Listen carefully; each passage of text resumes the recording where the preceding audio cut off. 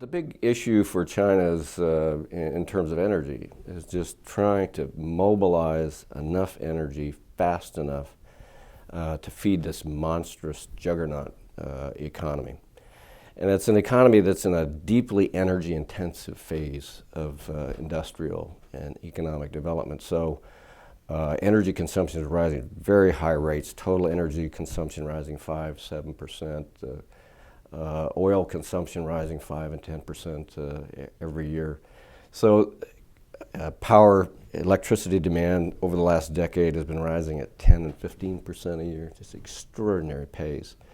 And so the challenge is just mobilizing enough energy to make sure that energy is not a bottleneck to economic growth, to the job machine, to social stability, and ultimately the political legitimacy of the Communist Party. So everything they do is aimed at how do we make sure we have enough oil, how do we make sure we have enough coal to burn to generate enough electricity, how can we find any other generation source because electricity is growing its enormous size and scale.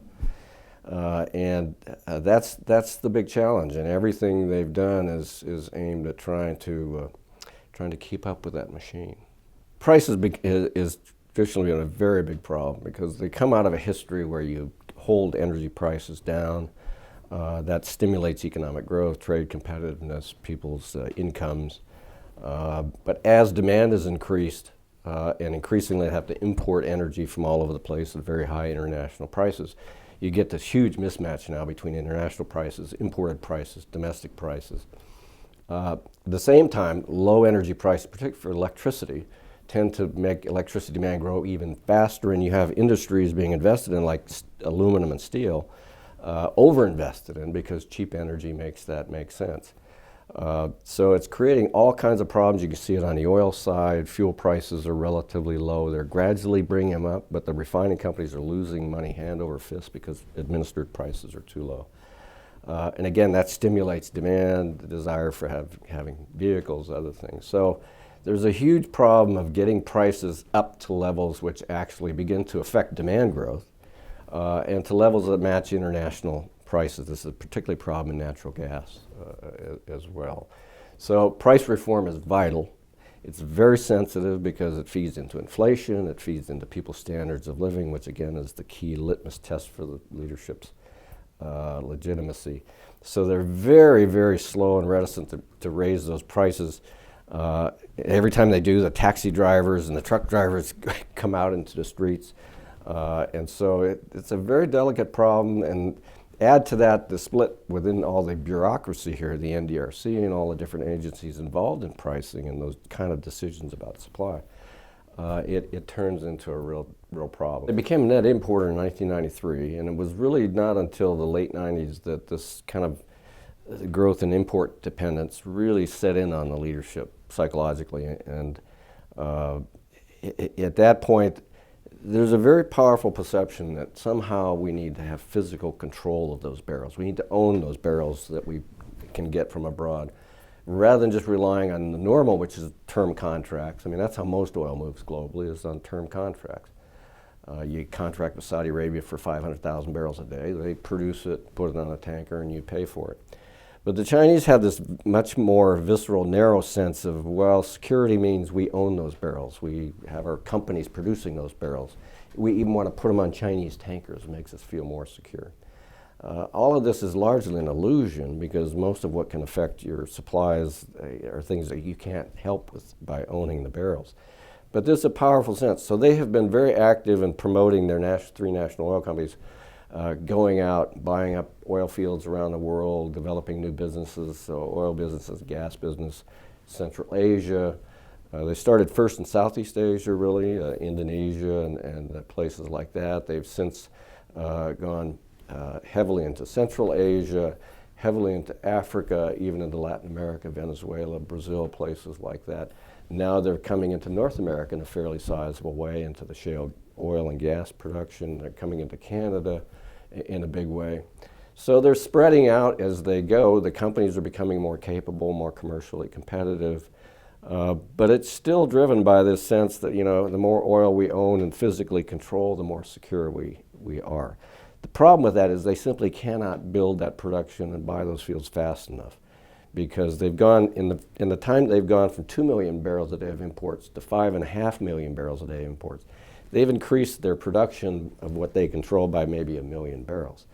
Demand is outrunning that. They're going to have to rely on the marketplace and a more flexible, transparent world market for oil is the only way they're really going to be able to meet that rising demand. But they're very uncomfortable with that. They don't trust the market very well. They think it's controlled by OPEC, it's controlled by US, by the big oil companies. The oil market is a very peculiar animal. It's not like any other resource market. And so they feel very vulnerable. They're late arrivers. So this sense that we need to have physical control of what comes over the sea lanes, we build pipelines, what comes overland to them is diversifying, makes it more secure. And this is, you see this in India, you see it in Japan, Korea, others have a similar kind of sense that, well, somehow physical control is more secure. So, but the Chinese are the biggest. And so you have this China Energy Inc., China Energy Incorporated out there kind of presenting this face of the Chinese government, helping their companies pulling the government into all these places from Sudan to Iran to you name it. But it's a powerful sense they've got to physically control those barrels, even though ultimately they can't keep up with this machine. The big elephant in the room for the Chinese energy picture is 2/3 of their energy supply is in coal. Global average is about 25%, so I mean, they're wildly outsized compared to most places. Why is that? Well, they have a lot of coal, a lot of inexpensive coal, and they need a lot of electricity, so this coal-electricity nexus is driving a huge consumption of coal. And that continues to grow at a rate of anywhere from 7 to 10% a year of coal consumption. About another 20% is oil, and that's growing very fast because of first industrial use, but motorization is beginning to really accelerate in China, so oil. And then you have small parts of 5 to 7% hydroelectric, a little bit of nuclear, although it's growing very fast, and renewables are growing extremely fast. The big gap in the normal energy mix has been natural gas. As little as 5 years ago, it was 2% of the energy mix, 25% worldwide. So they've been stepping on the gas, literally, to accelerate use of natural gas because it's half the CO2 and pollutants of coal. And so they want to use a lot more natural gas. They're building pipelines, doing all kinds of things, trying to mobilize natural gas. But it's still only 6 or 7% of the mix. But coal is the elephant in the room that creates huge sets of environmental issues, just the scale of moving enough coal. Something to try to get some perspective on this. In the 10 years from 2000 to 2010, the increase in Chinese energy demand, just the growth, is equivalent to 2 Latin Americas. So they've literally created 2 continents of energy demand, new energy demand, in the space of 10 years. And every 5 or 6 years, that's going to continue to create another new continent of energy demand. So the scale of mobilizing coal and building enough power plants, doing all this is just absolutely staggering. And it helps explain why the problem is so severe, because it's so big. Trying to change the mix to a cleaner mix while you're meeting demand. I always say it's like changing your tire on your car when you're driving 80 miles an hour. It's a very difficult thing to do, so it's a tough challenge. The trick is to keep meeting this juggernaut oil energy consumption, but at the same time shift into a cleaner mix. We just saw in Beijing in northeast China this massive, unbelievably terrible pollution episode. 75% of that comes from coal, burning coal and coal dust. Another 15-20% is transportation. So their overall energy mix is about 85 to 90% black, oil or coal. So they need to shift as fast as possible towards natural gas, towards nuclear and other renewables, hydroelectric. The tough part is that they're going as fast as they can to develop natural gas. They're going as fast as humanly possible, maybe too fast on developing nuclear, building nuclear power plants. They're building the equivalent of Three Gorges Dam every 12 or 18 months to try to keep up with hydro. And then they're also just throwing huge amounts of money at renewables, particularly wind and to some extent solar. They've built wind power on a capacity and pace that is absolutely stunning. They've gone from 1 gigawatt of capacity of wind power. They're headed for 50 gigawatts right now, and the target very soon is 100 gigawatts of power. To give you a sense that their total gigawatts is about 1,100 gigawatts of capacity of power nationally right now. So these are very big numbers. The difficult part is that even though they're moving fast on renewables, just behind the U.S. is the largest investor in renewables annually, the overall electricity, this all general electricity curve is rising so fast that even with all these new supplies coming into the grid, they're still having to burn 10% more coal almost every year to keep up with this big steep curve. So it is this problem of changing a tire while you're flying along in the freeway. They're trying to meet the need. They're building it as fast as they can, but even so, they still have to keep using more coal. So this is a really difficult problem.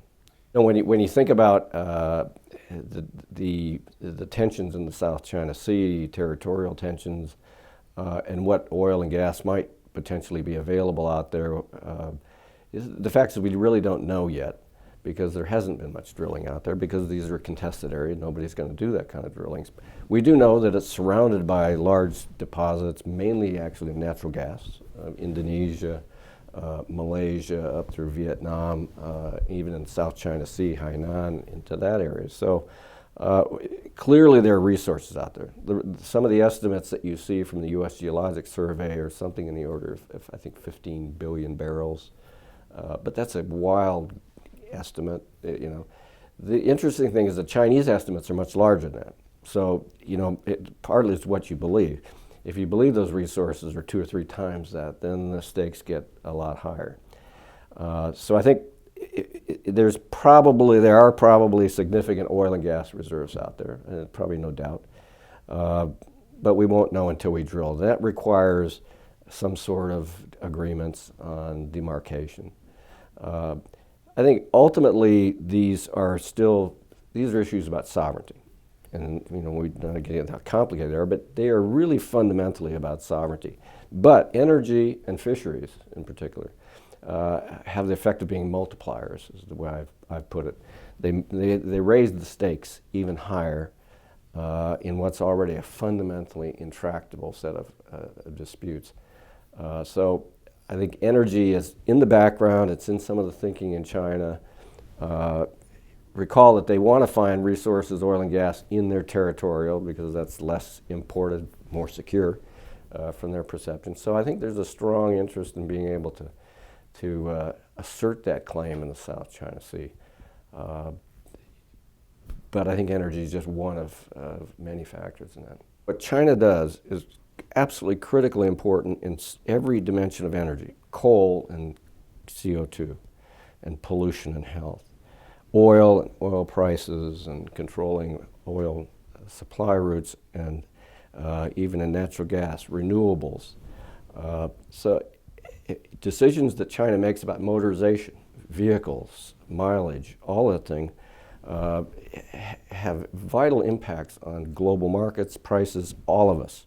What decided in Beijing affects everybody in the energy world today because of simply the scale and pace of this thing. The second fact is that the other big juggernaut, Leviathan, is the U.S. The U.S. and China dwarf everybody else in terms of energy consumption, oil consumption, vehicle markets, electricity, coal consumption. Everybody else is Lilliputians compared to us. It's going to be very difficult to deal with things like climate, energy security, cooperation, strategic stocks, unless the U.S. and China can come to, it's not a G2 or E, I call it an E2, but we have to agree that each other's doing the heavy lifting that we expect. It doesn't have to be agreement as much as some consensus that we can work at common purposes. Otherwise, we're not going to solve any of these critical global energy problems.